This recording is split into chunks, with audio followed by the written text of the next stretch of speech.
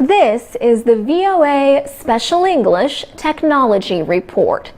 Smartphones, tablet computers, and e-readers have become a part of everyday life for many people. They have also led to an explosion in the number of mobile applications. There is an app for just about anything you can think of. And more apps are being created every day. Robert Denazzi is a Hollywood movie producer. He is perhaps best well known as the executive producer of Flight Plan, the 2005 movie starring actress Jodie Foster. His most recent claim to fame is as co-developer of a new app called VoiceCal. It is a mobile calendar app that uses voice recognition software. Users are able to enter appointments into their iPhone calendar without having to type in the information. He said although he has a mobile phone, he had to stop what he was doing to put things in his calendar. In his words, "It got to the point where I just wasn't using the calendar on my iPhone, and neither was anybody else that I knew." Robert Denazzi decided there had to be a better way. So he teamed up with a friend who is a developer. The two used voice recognition software from a company called Nuance to build VoiceCal. He says when you use VoiceCal, you can say any event you want to put into your calendar and it will appear there. If you have two or more events to add to the calendar, you separate them by using the word also. Mr. Denazzi says all of this can be done hands-free. In settings, you can make it fully automatic, so I don't have to touch anything, he says. Robert Denazzi says there is a great need for an app like VoiceCal among busy businessmen like himself. He hopes the app will be successful over the long term. He says, in the movie business, you can do all the advertising in the world, and that can get you a great opening weekend. But if the movie's not good, it will die off. So really what supports a film, just like what supports an app, is word of mouth. Matt Kozlov is the head of a startup technology company called Moonshark in Los Angeles, California. The company makes game apps for mobile devices. It's an exploding marketplace right now, he says. There are hundreds of millions of devices out there right now that we can reach. Jennifer Lopez is helping Moonshark with a finger breakdancing game called DancePad. The company is also working with film director John Woo on an action game expected to be released at the end of this year. For VOA Special English, I'm Alex Villarreal. This is the VOA Special English Development Report. Member countries of the International Criminal Court met in June in Kampala, Uganda. They were there to examine the court's progress for the first time. Observers, human rights activists, and civil society groups also attended the two-week review conference. A treaty called the Rome Statute established the court in The Hague in the Netherlands in 2002. The court can try people for genocide, war crimes, and crimes against humanity when their own countries are unwilling or unable to. The court was also given the right to try crimes of aggression, although it never has. This is partly because ICC members could not agree on how to define aggression. In Kampala, they agreed on a compromise resolution. It defines the crime in terms of acts by a political or military leader against another state in violation of the United Nations Charter. Invasions, attacks, and blockades could all be tried as acts of aggression. So could letting another country use a state's territory for aggressive acts against a third state. The United Nations Security Council has the lead responsibility for deciding that an act of aggression has taken place.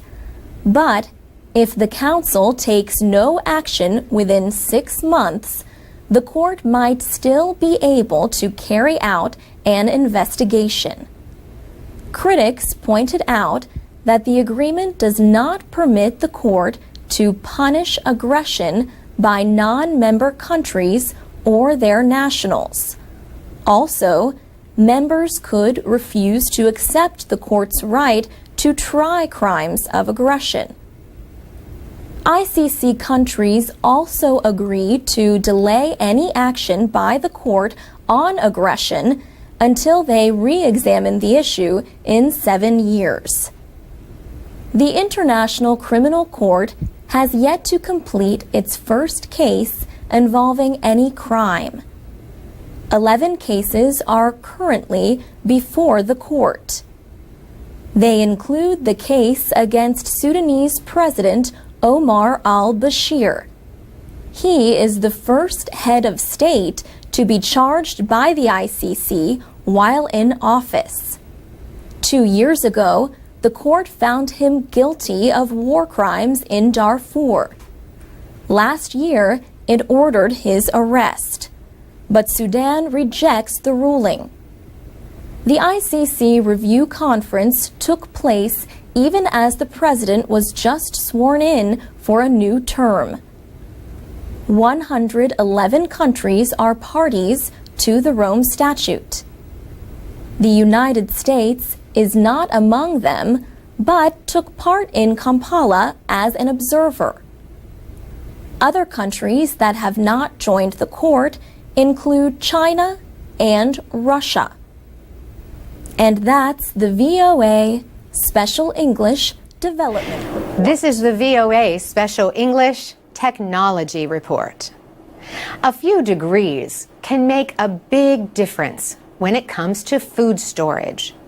Foods can go bad if they get too warm. But for many of the world's poor, finding a good way to keep food cool is difficult. Refrigerators are costly and they need electricity. Yet spoiled food not only creates health risks, but also economic losses. Farmers lose money when they have to throw away products that they cannot sell quickly. But in 1995, a teacher in northern Nigeria named Mohammed Ba-Abba found a solution. He developed the pot-in-pot conservation cooling system. It uses 2 round containers made of clay. A smaller pot is placed inside a larger one. The space between the 2 pots is filled with wet sand. The inner pot can be filled with fruit, vegetables, or drinks. A wet cloth covers the whole cooling system. Food stored in the smaller pot is kept from spoiling through a simple evaporation process. Water in the sand between the 2 pots evaporates through the surface of the larger pot, where drier outside air is moving. The evaporation process creates a drop in temperature of several degrees.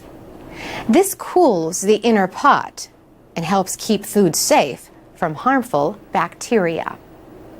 Some foods can be kept fresh this way for several weeks.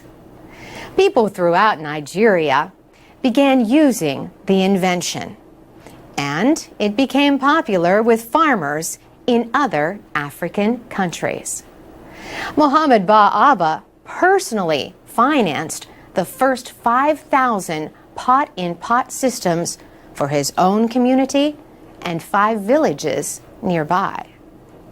In 2000, the Rolex Watch Company of Switzerland honored him with the Rolex Award for Enterprise. This award recognizes people trying to develop projects aimed at improving human knowledge and well-being. A committee considers projects in science and medicine, technology, exploration and discovery, the environment, and cultural history. Winners receive financial assistance to help develop and extend their projects. The awards are given every 2 years. The next awards will be presented in late 2012. Last year, Rolex launched the Young Laureates program for the younger generation. For VOA Special English, I'm Carolyn Presutti. We have more programs at voaspecialenglish.com, where people can read, listen, and learn English with texts, MP3s, and activities. We also offer English lessons at the VOA Learning English page on Facebook.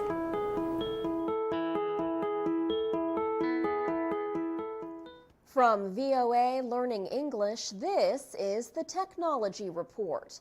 High-tech companies are developing the next generation of products that will help us drive cars, do our shopping, and even care for our children.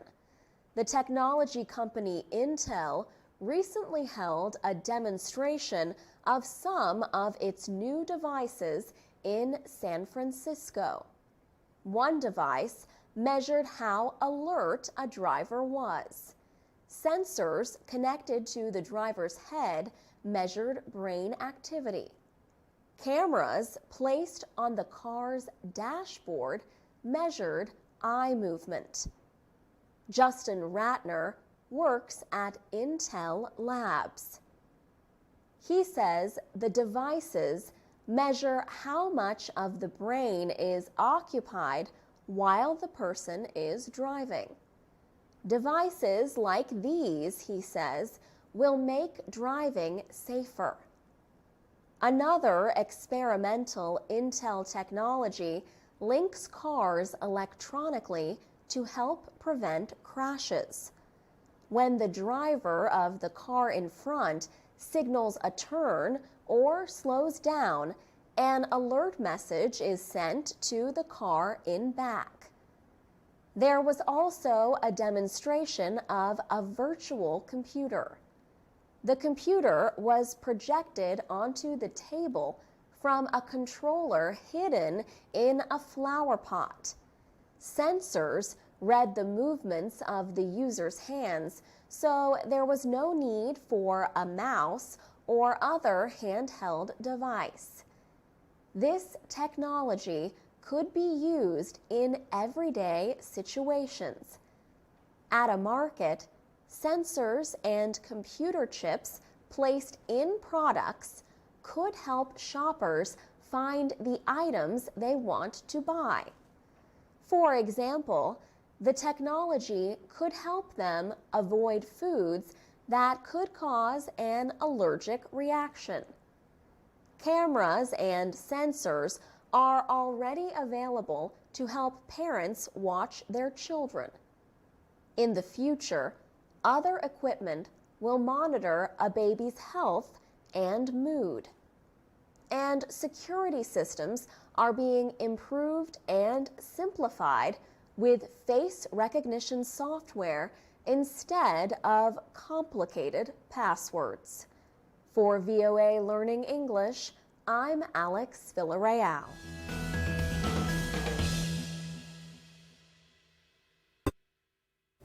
This is the VOA Special English Technology Report. Sony officials held a news conference in early May in Tokyo. They apologized for the theft of personal information from millions of users of the company's online services. Hackers targeted Sony's PlayStation Network, Sony Online Entertainment, and Curiosity Music Systems. In all, Sony says information may have been stolen from more than 100 million accounts. The data includes information like names, addresses, phone numbers, and birth dates. In some cases, even credit and debit card numbers may have been stolen. The United States Federal Bureau of Investigation is looking into the cyber attacks. Sony shut down its PlayStation Network on April 20th. The company is being criticized for not telling its users about the stolen information until a week later. Sony has also been criticized for not making its accounts more secure by encrypting the data. Sony officials say they have now taken steps to improve security. Peter Warren is chairman of the Cybersecurity Research Institute in London.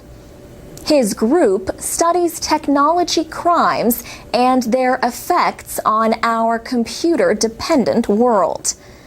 Mr. Warren points out that what happened at Sony is not rare. We've seen a number of very large companies that have suffered some tremendously embarrassing losses of data. The problem, he says, is that there is far more interest in developing technology than in keeping it safe. As he puts it, lots and lots of people are being allowed to connect a lot of technology up before it's really been particularly well tested. Peter Warren also points out that many people have a false sense of security online. On the internet, he says, they seem to be so blindly trusting of anybody and of any website, no matter how suspicious it may look. His message to users is simple. Try to be more careful on websites. He says the internet is just like any other street, and there are some twists and turns that can take you into some very, very unsavory places. For VOA Special English, I'm Alex Villarreal. To read and listen to more technology news and for English teaching activities, go to voaspecialenglish.com. You can also follow us on Twitter and like us on Facebook at VOA Learning English.